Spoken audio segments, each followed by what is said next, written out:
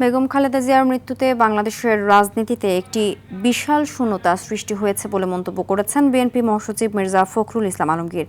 রাজধানীর এভারকেয়ার হাসপাতালে এ মন্তব্য করেন তিনি। মির্জা ফখরুল বলেন, বেগম খালেদা জিয়া চলে যাওয়া জাতির জন্য অপূরণীয় ক্ষতি, যে ক্ষতি জাতি কখনো পূরণ করতে পারবে না।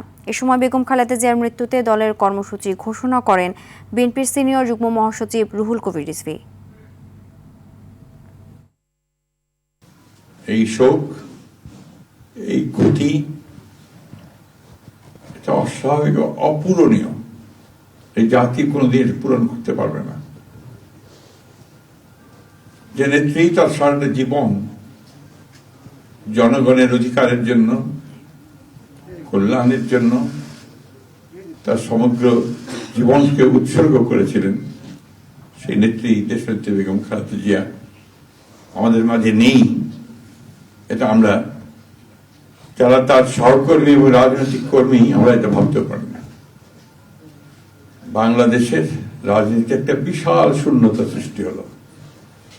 তাই নয়, পৃথিবীর গণতান্ত্রিক আন্দোলনে একটা বিশাল শূন্যতা সৃষ্টি হলো। সংকটে, শোকে মাথার উপর যেমন মায়ের একটা ছায়া থাকে, আজকে জাতি যেন সে ছায়া থেকে বঞ্চিত হলো। আমরা হলাম মরহুমা দেশনেত্রী বেগম খালেদা জিয়ার নামাজে জানাজা ও দাফন পরবর্তীতে জানানো হবে।